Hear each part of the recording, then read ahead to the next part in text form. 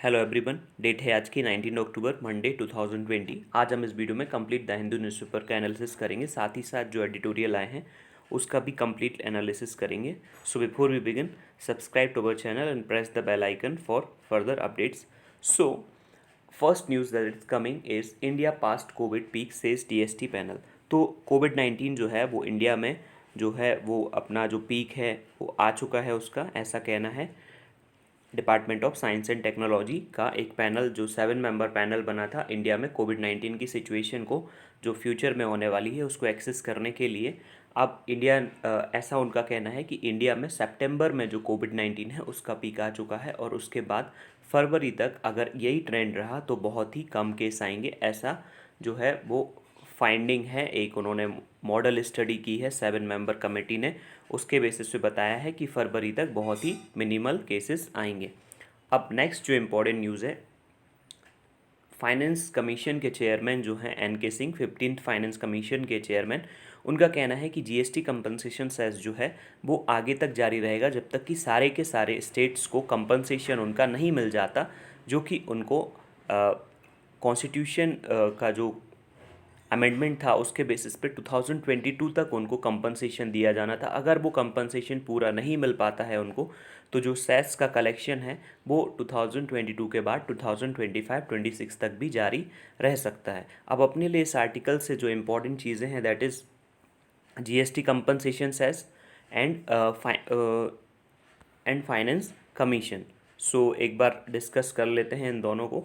तो GST compensation cess as well as finance commission. जो finance commission of India है वो आपका जो जनरल स्टडीज़ पेपर 2 का टॉपिक है, appointment of various constitutional posts, power, functions and responsibilities of various constitutional bodies. अब जो फाइनेंस कमीशन ऑफ इंडिया है उसका कॉन्टेक्स्ट 15th फाइनेंस कमीशन जो है वो कॉन्स्टिट्यूट किया गया था by the presidential order in November 2017 under the chairman of N K Singh, जिसके बारे में अपन ने अभी बात की। N K Singh is the chairman, he is x IAS officer, और वो डिसाइड करते हैं कि कैसे जो है वर्टिकल डेवोल्यूशन होना है। जो गवर्नमेंट के जो टैक्सेस से गवर्नमेंट को पैसे मिलते हैं, corporation tax, STT, excise duty और सारे जितने भी गवर्नमेंट सेंट्रल गवर्नमेंट टैक्स लेती है, उन टैक्स को जो है वो वर्टिकली डिवॉल्व करना है, वर्टिकली स्टेट्स को कैसे वो उसका फ़ायदा पहुंचाना है। तो वो इसकी वजह से फाइनेंस कमीशन कॉन्स्टिट्यूट किया जाता है। फाइनेंस कमीशन जो है वो इन कॉन्स्टिट्यूट किया करते हैं president under the article 280 of the constitution, जो कि मेनली रिकमेंडेशन देता है कि कैसे जो टैक्स रेवेन्यू है यूनियन और स्टेट्स के बीच में और स्टेट्स के बीच में जो है वो डिस्ट्रीब्यूट होना चाहिए। अब जो डिस्टिंक्टिव फीचर है कमीशन का वो redressing the vertical imbalance between the taxation powers and expenditure responsibilities of the center। वो सेंटर और स्टेट्स में जो है टैक्सेशन से जो मनी आया है उस मनी को वर्टिकली मतलब सेंटर से स्टेट्स तक एंड देन हॉरिजॉन्टली हर एक स्टेट्स को कितना देना है ये डिसाइड करता है। What are the functions of finance commission? Finance commission के क्या फंक्शन होते हैं? The duty of the commission to make recommendation to the president. अब वो प्रेसिडेंट को रिकमेंडेशन देता है distribution between union and states, जो भी नेट प्रोसीड्स है उनका टैक्सेस का, which are to be may be divided between them, और उनके बीच में जो बांटना है। अब जो भी प्रिंसिपल देना है, ग्रांट एंड एड मदद देनी है स्टेट्स को कंसोलिडेटेड फंड ऑफ इंडिया से। अब जो इसमें कंसोलिडेटेड फंड ऑफ इंडिया है उसमें से स्टेट्स को कुछ सब रिसोर्सेज दिए जाते हैं, उसके साथ ही panchayat and municipalities of state जो भी फाइनेंस कमीशन रिकमेंडेशन देता है उसके बेसिस पे ये सारा कुछ किया जाता है। अब जो भी फाइनेंस कमीशन के पास और भी अदर मैटर रेफ़र किए जा सकते हैं, जो भी प्रेसिडेंट चाहता है कुछ फाइनेंस के बारे में जानना, तब तो फाइनेंस कमीशन को कौन अपॉइंट करता है? The finance commission is appointed by the president under article 280 of the constitution as per provision contained in the finance commission act 1951 and finance commission salary salary rule 1951। अब जो chairman of commission है वो select किया जाता है from among person who have experience in public affair, जिनके पास public affair में experience है, और 4 अदर जो मेंबर्स हैं उनको चुना जाता है, और जो कि ये हो सकते हैं क्वालिफाइड अपॉइंटमेंट जज हो सकते हैं हाई कोर्ट के, और special knowledge of finance and account of government के बारे में अगर किसी को नॉलेज है तो वो फाइनेंशियल मैटर और एडमिनिस्ट्रेशन का नॉलेज है, नॉलेज ऑफ इकोनॉमिक्स। तो इस तरह से 4 पर्सन हो सकते हैं। अब जो रिकमेंडेशन है वो ऑर्डर ऑफ प्रेसिडेंट से जारी होती हैं। The recommendation distribution of union taxes and duty and granted it fall in this category. अब इम्प्लीमेंटेड कुछ एग्जीक्यूटिव ऑर्डर से भी इम्प्लीमेंट होती हैं। अब जो इसके बारे में इसका जो हिस्टोरिकल बैकग्राउंड है कि फर्स्ट फाइनेंस कमीशन कब बना था और अब तक कितने फाइनेंस कमीशन बन चुके हैं। तो जो फर्स्ट फाइनेंस कमीशन था वो कॉन्स्टिट्यूट किया गया था प्रेसिडेंशियल ऑर्डर से 1951 में, जो कि के.सी. नियोगी इंडिया के फर्स्ट फाइनेंस कमीशन के चेयरमैन थे। और 15th फाइनेंस कमीशन जो है अभी तक बन चुका है। अब फाइनेंस कमीशन की ज़रूरत क्या है, बिकॉज इंडिया में जो है वो फेडरल सिस्टम है, तो फेडरल सिस्टम की वजह से डिवीज़न ऑफ पावर होता है और रिस्पॉन्सिबिलिटी होती है बिटवीन सेंटर एंड स्टेट। वैसे ही जो है टैक्सेशन में भी जो टैक्स गवर्नमेंट को मिला है उसको स्टेट्स को जब तक वो डिवॉल्व नहीं करेंगे, स्टेट्स को नहीं देंगे, तो उनका फाइनेंस जो है वो नहीं चल पाएगा। उनको जो भी खर्च करने हैं अपने अपने यहाँ पे वो नहीं हो पाएंगे। तो that is the case. Then next one, बहुत सारा then next is what is cess. तो जो सेस है वो क्या है, टैक्स ऑन टैक्स। अब जैसे सेंट्रल गवर्नमेंट कोई सिन गुड्स पे लेट से 28% टैक्स जीएसटी लेती है, तो उसके ऊपर भी सेंट्रल गवर्नमेंट कुछ सेस लगा देती है, मतलब टैक्स के ऊपर भी टैक्स लगा देती है। दैट इज़ नोन एज सेक्स और सेस। और ये जो कॉन्ट्रीब्यूटर एंड बेनिफिशरीज जो है वो रिलेट करना चाहिए under article 270 of the constitution. उसमें सेस जो है वो सिर्फ एक्सक्लूसिवली सेंट्रल गवर्नमेंट के प्रोरोगेटिव में आता है, मतलब जो भी सेस का कलेक्शन होता है वो पूरा सेंट्रल गवर्नमेंट को मिलता है और उसको वो सेस जो है वो स्टेट गवर्नमेंट के साथ शेयर नहीं करना पड़ता। अब इसका जो ऑब्जेक्टिव है वो इस तरह से है कि सेस कोई स्पेसिफिक पर्पस के लिए बनाया जाता है, जैसे एनवायरनमेंट के लिए सेस लगाया जा सकता है, हेल्थ के लिए सेस लगाया जा सकता है। अब यहाँ पे जो इम्पोर्टेंट अपन को पढ़ना है that is GST compensation cess. तो जब जीएसटी रिफॉर्म पास हुआ तो जीएसटी के साथ एक लॉ और भी पास किया गया कि GST compensation states to states act 2017। अब इसमें क्या होता है कि जो भी इंटर या intra state supply of notified goods such as aerated drinks, coal, tobacco and automobiles for 5 years, तो जो भी इसमें सेस लगाया जाता है उससे जो स्टेट गवर्नमेंट के जो भी टैक्स में कमी होती है उसका कंपनसेशन इस सेस के थ्रू सेंट्रल गवर्नमेंट प्रोवाइड करती है। लेकिन अभी लॉकडाउन था तो उसके बेसिस पे जो सेस है उसका कलेक्शन बहुत कम हुआ, तो इसकी वजह से अब सेंट्रल गवर्नमेंट जो है वो स्टेट्स को जो मनी है वो पे नहीं कर पा रही है, तो इसलिए सारी ये कंट्रोवर्सी है। इसके बारे में एक आर्टिकल भी एडिटोरियल में आया है, उसको भी डिटेल में डिस्कस करेंगे। नेक्स्ट जो न्यूज़ है, Kerala paying the price for gross negligence during Onam. ये डॉक्टर हर्षवर्धन जो अपने हेल्थ मिनिस्टर हैं उनका कहना है कि जो केरला है उसमें जो न्यू इनिशियल जो अभी नया सर्ज आया है केसेस में वो इसकी वजह से है क्योंकि उन्होंने जो ओणम फेस्टिवल होता है उसमें बहुत ज़्यादा नेग्लिजेंस किया। तो ये तो इम्पॉर्टेंट नहीं है, लेकिन second thing what they are saying, जब उनसे एक क्वेश्चन पूछा गया कि आप जो मार्केट है उनमें जो ऑक्सीमीटर्स हैं वो ऐसे आ रहे हैं जो कि ज़्यादातर मेड इन चाइना हैं, तब उन्होंने आंसर दिया कि कंज्यूमर को देखना चाहिए कि वो एफडीए या सीई जो food and drug administration USA का है, एंड सीई यूरोपियन यूनियन का है, तो वो देखना चाहिए। साथ ही साथ ये देखना चाहिए कि प्रोडक्ट में आईएसओ आईईसी स्पेसिफिकेशन है कि नहीं। साथ में उन्होंने ये भी पॉइंट आउट किया कि जो भी ऑक्सीजन सेचुरेशन लेवल में अगर डिप आता है तो ये ज़रूरी नहीं कि ये कोविड-19 का ही कोई एक सिम्टम हो, तो हो सकता है कोई अलग अंडरलाइंग मेडिकल कंडीशन हो सकती है जिसकी वजह से ऑक्सीजन लेवल में डिप आया हो। तो यहाँ पे एक बार ये चीज़ डिस्कस कर लेते हैं, आईएसओ आईईसी सर्टी स्पेसिफिकेशन, इसके बेसिस पे कौन सी बॉडी है जो ये सारा कुछ करती है। अब जो international organization of standardization ISO एक इंडिपेंडेंट नॉन गवर्नमेंटल ऑर्गेनाइजेशन है जिसमें कि 162 नेशनल स्टैंडर्ड बॉडीज़ हैं। आईएसओ का जो हेडक्वार्टर है वो जेनेवा में लोकेटेड है, स्विट्ज़रलैंड, और इसने अपना ऑपरेशन 23 फरवरी 1947 में स्टार्ट किया था। आईएसओ जो है वो वर्ल्ड क्लास स्पेसिफिकेशन देती है प्रोडक्ट सर्विसेज सिस्टम, जिससे कि उनकी क्वालिटी, सेफ्टी और एफिशिएंसी बनी रहे। अब जो है अभी तक आईएसओ ने 22,041 इंटरनेशनल स्टैंडर्ड, जिससे कि सारे के सारे हर एक industry, agriculture, technology, food safety, health care सब कुछ कवर हो जाए। अगर कोई प्रोडक्ट में आईएसओ मार्क है तो इसका मतलब है कि कंपनी जो है वो अ, उसने अच्छे से क्वालिटी सेफ्टी को देखते हुए बनाया है, जिससे कि कंपनी अपना प्रोडक्ट अच्छे से मार्केट में सेल कर सकती है। अब जो the certificate provided by the ISO provide guidance and tool for organizations and companies which want to ensure their products meet customer expectation, और वो कांस्टेंट उसमें इम्प्रूवमेंट भी करते रहते हैं। अब यहाँ पे कुछ ऐसे फील्ड्स दिए हैं जिसमें आईएसओ सर्टिफिकेट जो है वो इन्होंने लॉन्च किया। सबसे पहला है ISO 901, then next ISO 14001 environment management में, ISO 22000 food and safety management, ISO 639 language codes. तो इसके बेसिस पे बहुत सारे जो है आईएसओ सर्टिफिकेट्स प्रोवाइड किए गए हैं। अब नेक्स्ट जो है वो national accreditation boards for certification bodies. अब national accreditation boards for certification body एक ऐसी बॉडी है जिसने international equivalence for accreditation programme of personal certification bodies इसको मिल चुका है।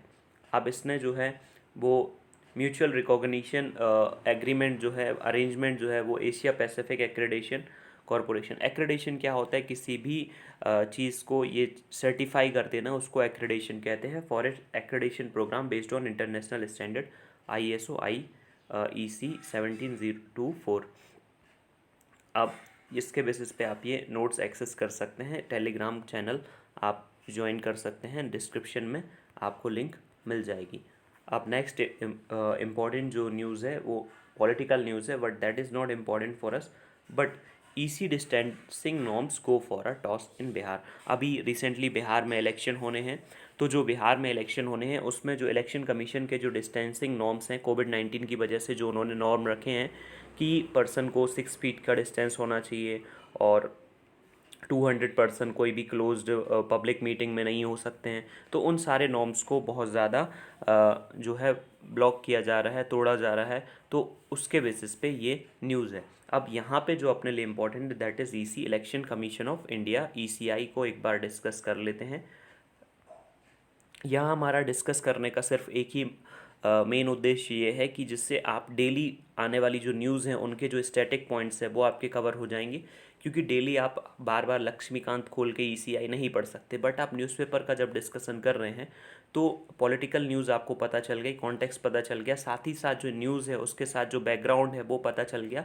फिर उसके बाद आप स्टैटिक पे फोकस कर सकते हैं, जिससे आपके हो सकता है कि अगर आप लगातार न्यूज़पेपर रीड करते हैं तो बहुत सारे ऐसे टॉपिक हैं जो आपके हैंडी रहेंगे, आपको लक्ष्मीकांत उसमें पढ़ने की भी ज़रूरत नहीं पड़ेगी। पॉलिटी से रिलेटेड, इकोनॉमी से रिलेटेड, साइंस एंड टेक्नोलॉजी से रिलेटेड, तो बहुत सारे ऐसे टॉपिक हैं जो आपके कवर हो जाएंगे।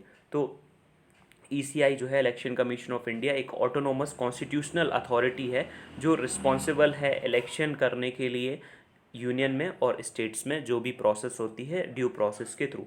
तो द बॉडी जो है वो एडमिनिस्टर करती है election, Lok Sabha, Rajya Sabha, state legislature, assemblies in India, और जो भी प्रेसिडेंट और वाइस प्रेसिडेंट के इलेक्शन होते हैं उसको भी ये कराती है। अब इसका बैकग्राउंड क्या है? Part 15 of Indian constitution deals with election, establishes a commission for these method. अब जो इलेक्शन कमीशन है वो इस्टेब्लिश किया गया था 25 जनवरी 1950 को। आर्टिकल 324 टू 329 जो है कॉन्स्टिट्यूशन का वो डील करता है power, function, tenure, eligibility of the commission. अब यहाँ पे पूरे ये आर्टिकल्स जो हैं वो दिए हुए हैं। तो आर्टिकल जो 24 है वो रीड करता है superintendence, direction and control of election to be vested in an election commission. मतलब जो भी सुपरविज़न करना है, जो भी उसमें गाइडेंस देना है, वो सारा का सारा इलेक्शन कमीशन ऑफ इंडिया के ऊपर आता है। Then structure of the commission, originally जो कमीशन था उसमें सिर्फ एक ही मेंबर होता था, सिर्फ एक ही कमिश्नर होता था। बट 1989 के बाद इलेक्शन कमीशन जो एक्ट है उसमें ऐसा कर दिया गया कि ये मल्टी मेंबर बॉडी बन चुकी है। अब ये एक मल्टी मेंबर बॉडी बन चुकी है। इसमें 2 अदर कमिश्नर भी होते हैं इलेक्शन कमिश्नर के अलावा। अब इसका जो सेक्रेटरीट है वो न्यू दिल्ली में लोकेटेड है, और इसमें जो ऑफिसर्स होते हैं वो आईएएस ऑफिसर्स होते हैं। अब जो प्रेसिडेंट अपॉइंट करता है चीफ इलेक्शन कमीशन और इलेक्शन कमिश्नर को, उनका जो टेन्योर है वो फिक्स होता है 6 ईयर्स या फिर 65 ईयर्स, जो भी पहले हो। देन ये उनके जो है वो सेम स्टेटस, सेम सैलरी और जो भी कुछ पर्क्स वगैरह हैं वो जो भी सुप्रीम कोर्ट ऑफ इंडिया के जजेस को मिलते हैं वो उनको मिलते हैं। Then the chief election commissioner can be remove from office only through a process of removal similar to that of a supreme court जज। जो भी सुप्रीम कोर्ट जज को हटाने की जो प्रक्रिया होती है वो सेम यहाँ पे फॉलो होती है। अब जो जजेस of Supreme Court, ECE, controller and auditor general of India may be remove from office through a motion adopted by parliament on grounds of proven misbehaviour और इनकैपेसिटी। अगर उनका कोई मिसबिहेवियर है या इनकैपेसिटी है, मतलब ऐसा है कि उनसे वो काम नहीं बन रहा है, तो रिमूवल जो है वो 2/3 majority of the member present in voting supported more than 50% of total strength of the house. अब जो कॉन्स्टिट्यूशन है वो ईसीई के लिए, इलेक्शन कमीशन ऑफ इंडिया के लिए इम्पीचमेंट वर्ड का यूज़ नहीं करता है फॉर द रिमूवल ऑफ जजेस, CAG and chief election commissioner. The term impeachment is only used for the removing the president, which required the special majority of 2/3 of the total strength of both the houses, which is not used elsewhere। अब ऊपर वाले case में 2/3 majority plus 50% present in voting तब, और यहाँ पे 2/3 of the total strength is required for the impeachment of president.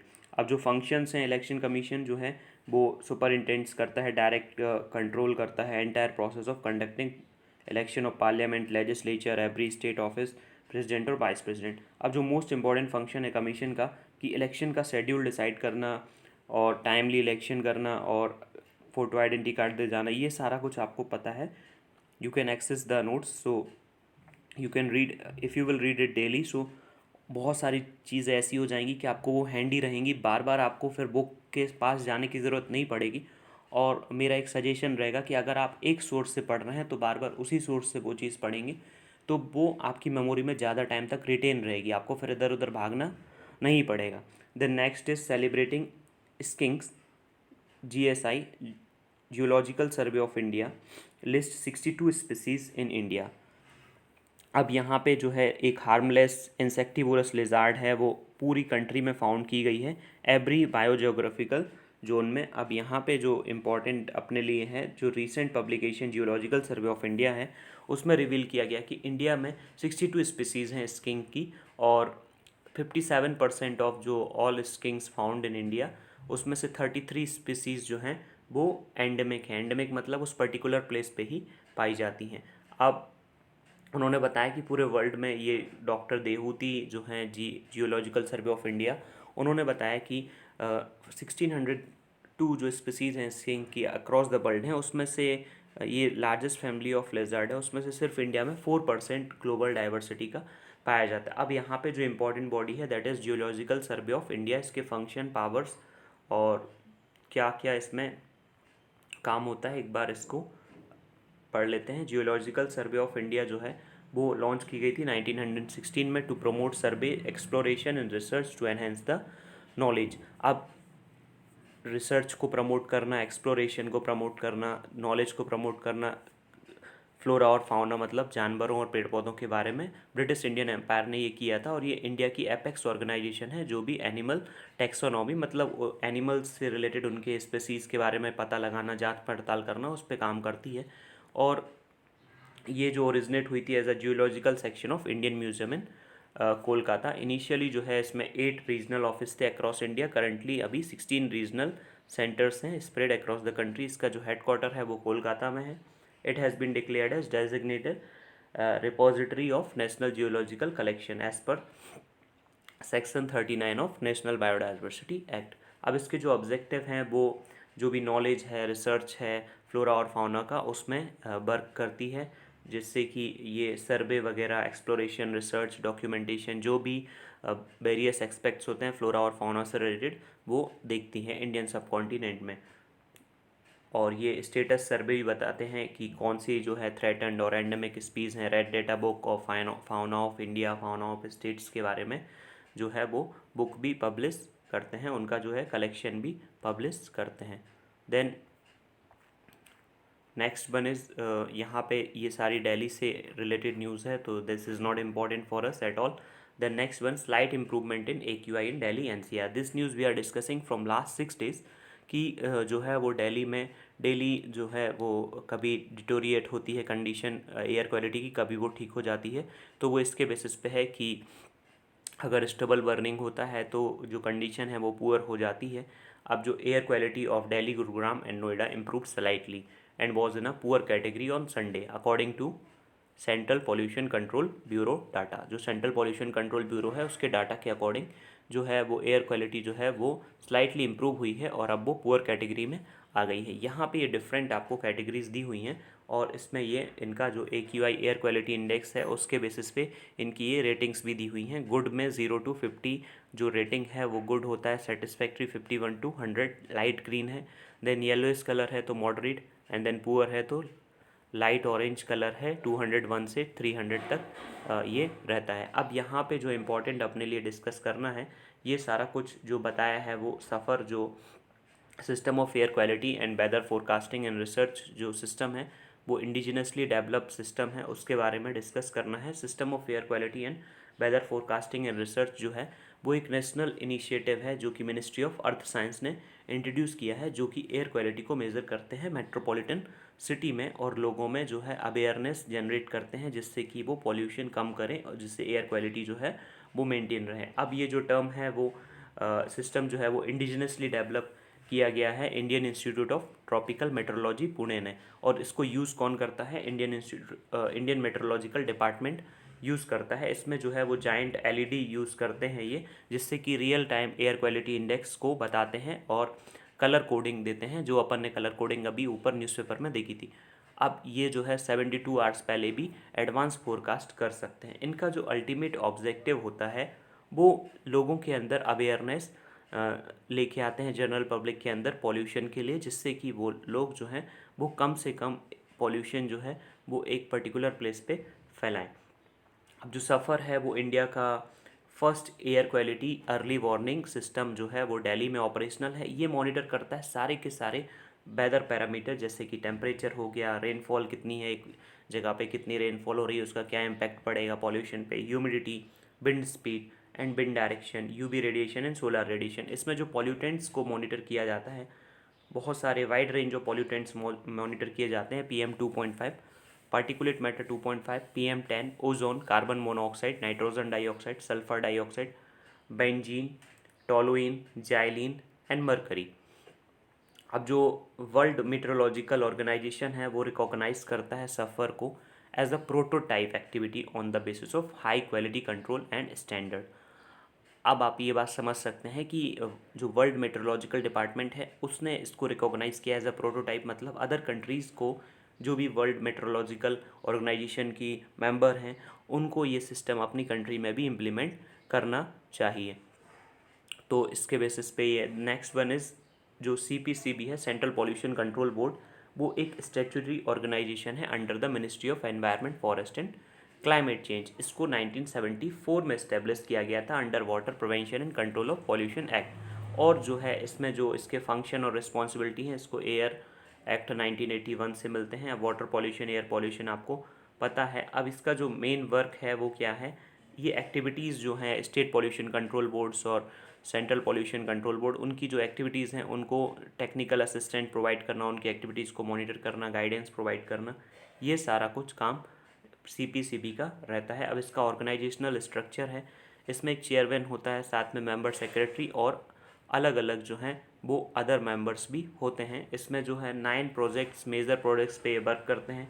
Pollution का assessment करना, मॉनिटर करना, रिसर्च एंड डेवलपमेंट पे वर्क करना, ट्रेनिंग करना, डेटाबेस बनाना, guideline, industry specific guideline prepare करना, पॉल्यूशन कंट्रोल एनफोर्समेंट करना और लोगों के बीच में अवेयरनेस लेके आना। ये इनके जो काम है, इनके जो पावर एंड फंक्शन है CPCB के, सेंट्रल और स्टेट गवर्नमेंट को मैटर्स जो भी पॉल्यूशन से रिलेटेड हैं उसके प्रिवेंशन कैसे किया जाएगा, कैसे इम्प्रूवमेंट किया जा सकता है एयर क्वालिटी में, और वाटर पॉल्यूशन को कैसे रोका जा सकता है, ये सारा काम इसके अंडर रहता है।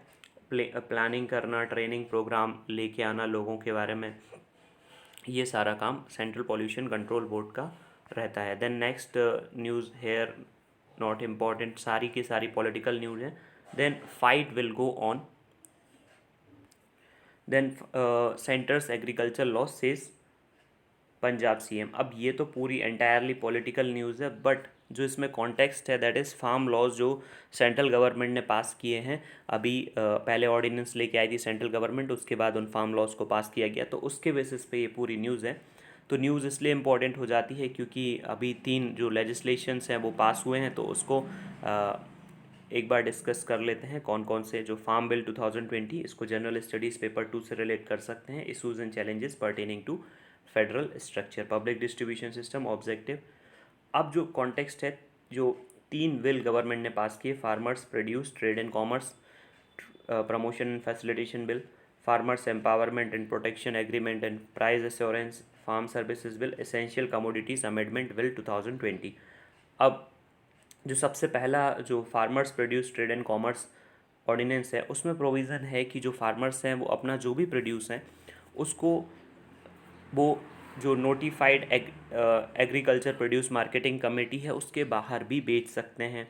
और इंटर स्टेट जो ट्रेड के ऊपर पहले बैरियर लगा हुआ था वो नहीं बेच सकते थे, अब वो भी वो कर सकते हैं। और जो है इलेक्ट्रॉनिक ट्रेडिंग, जैसे शेयर की ट्रेडिंग होती है वैसे ही इसकी भी ट्रेडिंग हो सकती है। और जो गवर्नमेंट जो है मंडी टैक्स, मार्केट लेवी, उनके ऊपर सेस वगैरह लगाती थी अगर वो एपीएमसी मंडी के अंडर सेल करते थे, तो उसमें भी गवर्नमेंट ने जो है वो रोक लगा दी है। अब सेकेंड जो बिल है, farmers agreement on price assurance and farm services ordinance, contract farming से रिलेटेड है, जिससे कि जो ट्रेड एग्रीमेंट है वो सेल और परचेस का, जो भी फार्म प्रोड्यूस का सेल और परचेस है उसके बीच में ट्रेड एग्रीमेंट के बेसिस पे काम होगा। और म्यूचुअली एग्रीड जो भी प्राइस रहेगा, जो भी प्राइस रहेगा उसके बेसिस पे जो फार्मर्स है और जो पर्सन है, जो बिजनेसमैन है जो खरीद रहा है उसका प्रोड्यूस, उनके बीच में एक पूरा एक मतलब फ्रेमवर्क रहेगा, ट्रेड फ्रेमवर्क रहेगा। रिटर्न एग्रीमेंट के बेसिस पे ये जो है वो काम होगा। और next is essential commodities ordinance, जो अब तो ये एक्ट बन चुका है because president has given his accent.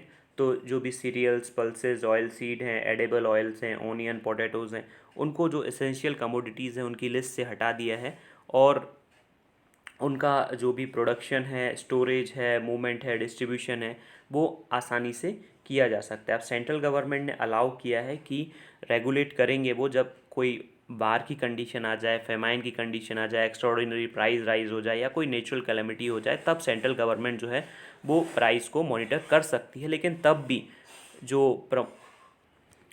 Exporters और जो प्रोसेसर्स हैं उस टाइम पे भी उनको एग्जम्पशन मिला हुआ है। देन अब एक्स्ट्राऑर्डिनरी प्राइस राइज किसको बोलेंगे, क्या डेफिनेशन होगी एक्स्ट्राऑर्डिनरी प्राइस राइज की? अगर कोई नॉर्मल जो हॉर्टिकल्चर क्रॉप है उसकी प्राइस 100% बढ़ जाती है, और जो भी नॉर्मल नॉन पेरिसेबल गुड्स है जैसे कि वीट, राइस, उसकी प्राइस 50% बढ़ जाती है, तब सेंट्रल गवर्नमेंट उस पर रिस्ट्रिक्शन लगा सकती है। अब इनका जो है वो अपोज क्यों किया जा रहा है?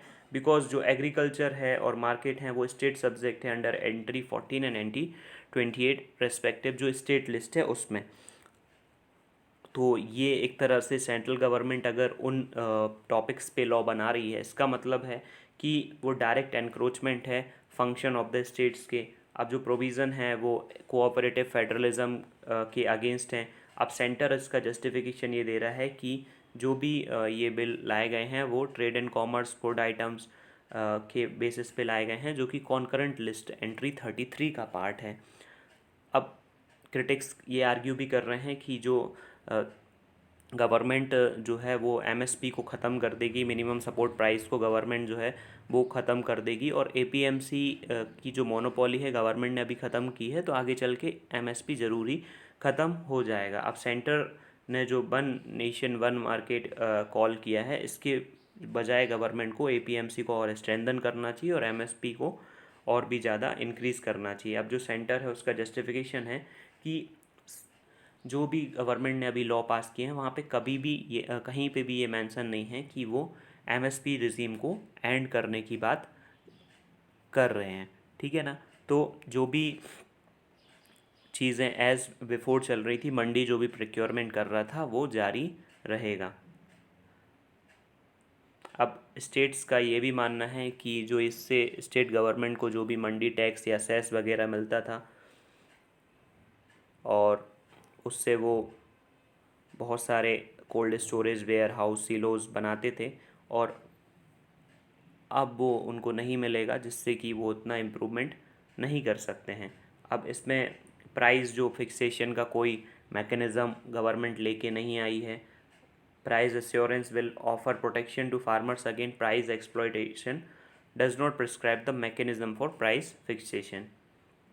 अब जो है फ्री हैंड दे दिया गया है प्राइवेट कॉरपोरेट हाउस को, जिससे कि फार्मर्स का एक्सप्लॉयटेशन होगा। अब जो एक फार्मर है वो तो बड़े बड़े वकील नहीं कर सकता, लेकिन जो एक कॉरपोरेट है उसके पास तो बहुत सारे ऐसे एडवोकेट्स रहते हैं, लीगल प्रैक्टिशनर्स रहते हैं जो उनको सपोर्ट करेंगे। अब आगे चल के हो सकता है फूड सिक्योरिटी जो है वो अंडरमाइन हो जाएगी। अब रेगुलेशन जो है वो नहीं कर रही है गवर्नमेंट, तो एक्सपोर्ट जो है प्रोसेसर्स हैं और वो होल्ड करेंगे, जिससे कि आगे चल के पता ही नहीं चलेगा कितना प्रोड्यूस हुआ है, क्या गवर्नमेंट ने प्रोड्यूस किया है, जिससे कि आगे चल के एक्सपोनेंशियली प्राइस राइज होगा, और जो फूड सिक्योरिटी है वो भी बहुत ज़्यादा हार्म होगी। कोई इन्फॉर्मेशन गवर्नमेंट के पास नहीं रहेगी। और अगला जो उनका मानना है कि कंसल्टेशन जो है वो बिल्कुल भी नहीं की गई।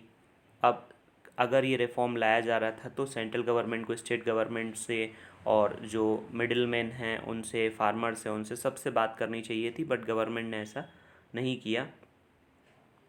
तो entry of two biggest corporate group Adani and Ambani in the food retail, उसी टाइम पे गवर्नमेंट क्यों लेके आई।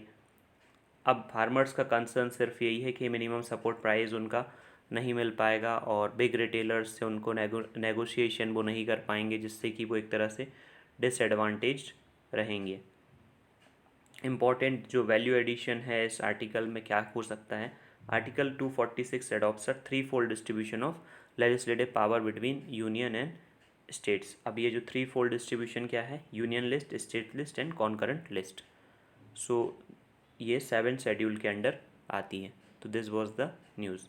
Now next is directly editorial.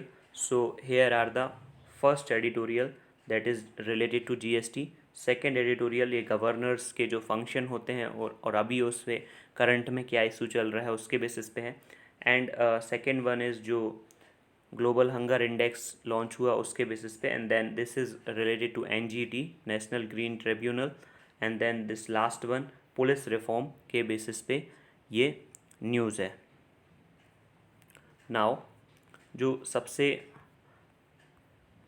आप मुझे ये 30 वर्ड्स में ये कमेंट सेक्शन में लिख के बता दीजिए कि ये जो कार्टून है, टुडेज़ कार्टून, ये क्या कह रहा है। What does it say about today's scenario, आप क्या समझते हैं इस कार्टून से। तो ये आप कमेंट सेक्शन में लिख सकते हैं 30 वर्ड्स में। नाउ जो सबसे फर्स्ट जो एडिटोरियल है, इट सेज दैट कि सेंटर ने कोई टाइमलाइन स्टेट्स को नहीं दी है कि वो आखिर कब तक क्लियर कट उनको जो कंपनसेशन सेस है स्टेट्स को जो मिलना है अकॉर्डिंग टू 2017 लेजिस्लेशन, 2022 तक उनको हमेशा जो भी उनका GST का कंपनसेशन है वो सेंट्रल गवर्नमेंट स्टेट्स को GST सेस के थ्रू देगी।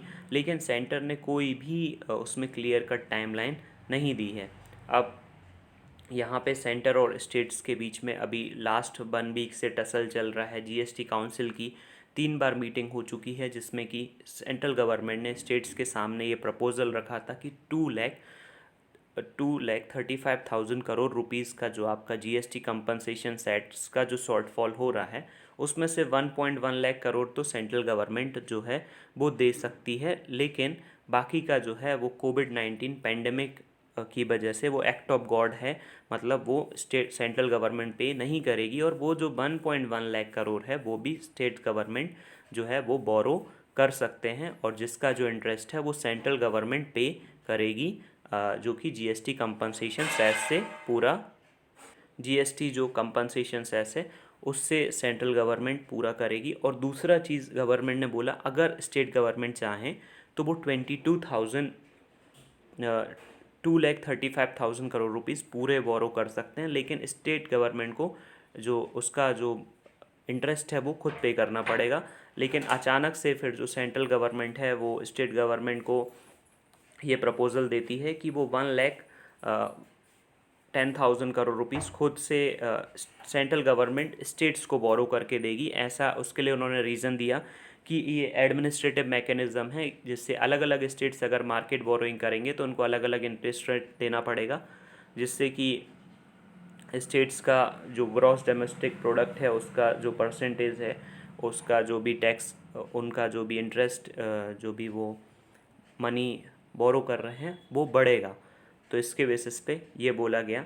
अब जो 21 स्टेट्स हैं वो सेंट्रल गवर्नमेंट का जो पुराना प्रपोज़ल था उसको मानने के लिए तैयार हो गए थे। जो उन्होंने प्रपोज़ल दिया था 79,000 करोड़ रुपीज़, वो जो है वो उधार ले रहे थे मार्केट से, मार्केट बोरोइंग करना चाहते थे। लेकिन सेंट्रल गवर्नमेंट के बोलने के बाद अब स्टेट्स को ये एक रिलीफ मिला है, बिकॉज कोविड-19 पैंडमिक की वजह से उनका जो फाइनेंस था तो वो तो बहुत मुश्किल में आ गया था। अब यहाँ पे स्टेट्स जो हैं इस साल जो इकोनॉमिक एक्टिविटी है वो बिल्कुल भी नहीं हुई, तो उसके बेसिस पे स्टेट्स को सिर्फ 20,000 करोड़ रुपीज़ ही मिले हैं जीएसटी सेस से। अब निर्मला सीतारमण जो फाइनेंस मिनिस्टर हैं उन्होंने अभी एक लेटर भी लिखा हुआ है स्टेट्स को कि जो आप 1.1 लाख करोड़ रुपीज़ स्टेट्स दे रहे हैं, सेंट्रल गवर्नमेंट स्टेट्स को बोरो करके दे रही है, तो अगर स्टेट्स जो अर्लियर बोरो कर रहे थे अगर वो वैसा बोरो भी कर लेते हैं तो उससे उनका 90% of 2.35 lakh crore rupees cover हो जाएगा। तो ये यहाँ पे इशू है। Then next editorial it talks about India's low global rank in tackling nutritional deficit calls for a revamping PDS. जो पब्लिक डिस्ट्रीब्यूशन सिस्टम है इंडिया का, उसमें यहाँ पे रिवैम्पिंग मतलब उसमें चेंज की बात की जा रही है। जो इंडिया की जो प्रोग्रेस हुई है न्यूट्रिशनल इंडाइसिस में, और अब इंडिया, बात तो ऐसी की जाती है कि इंडिया जो है वो इकोनॉमिक ग्रोथ इंडिया में बढ़ रही है। अगर इकोनॉमिक ग्रोथ बढ़ रही है so why don't it reflect in global hunger index and other. तो जो नेशनल फोकस है वो हंगर पे होना चाहिए, और वेस्टिंग होती है। अगर कोई बच्चा है जिसकी एज 5 ईयर्स से कम है और उसकी हाइट ज़्यादा है बट उसका वेट कम है, स्टंटिंग होती है। उसकी एज ज़्यादा है बट उसकी जो हाइट है वो कम है। जो इस साल का ग्लोबल हंगर इंडेक्स है वो इंडिया को बहुत नीचे रैंक आई है, इंडिया की 107 कंट्रीज़ में से 94, जो कि सूडान के साथ इंडिया को प्लेस कर देता है। और इंडिया की जो कंडीशन है इसके बेसिस पे सीरियस है। तो कंट्री का जो स्कोर है वो 27.2 है, जो कि वर्स्ट अमंग ब्रिक्स कंट्रीज़। जो भी ब्रिक्स कंट्रीज़ हैं 5, उन कंट्रीज़ में भी इंडिया का जो है वो वर्स्ट स्कोर है। इवन वो इन्फीरियर है पाकिस्तान, श्रीलंका, बांग्लादेश एंड नेपाल से। अब जो GHI है ग्लोबल हंगर इंडेक्स, वो वेस्टिंग, स्टंटिंग, अंडर 5, जो share of population of insufficient calorie intake मतलब अंडर नरिशमेंट, और चाइल्ड मोर्टेलिटी, इन चारों को डिसाइड करके ये ग्लोबल हंगर इंडेक्स डिसाइड किया जाता है। और जो भी इंटरनेशनल एजेंसीज इसको बनाती हैं, अब गवर्नमेंट की जो उनका कहना है कि ये इसमें जो है फ्लॉड मेथड का यूज़ किया गया है, रॉन्ग वेट चूज़ किए गए हैं। यहाँ पे ये डिसाइड नहीं किया गया कि क्या सोशल ऑर्गेनाइजेशन है और जेनेटिक्स क्या है। और अब यहाँ पे राइटर का कहना है ये सारा कुछ नैरो व्यू है। अगर नेशनल फैमिली हेल्थ सर्वे 2015-16 को लें तो भी वो अलग नहीं आता। अभी इसमें जो लिया गया है वो नेशनल फैमिली हेल्थ सर्वे 2011-12 को लिया गया है। अब यहाँ पे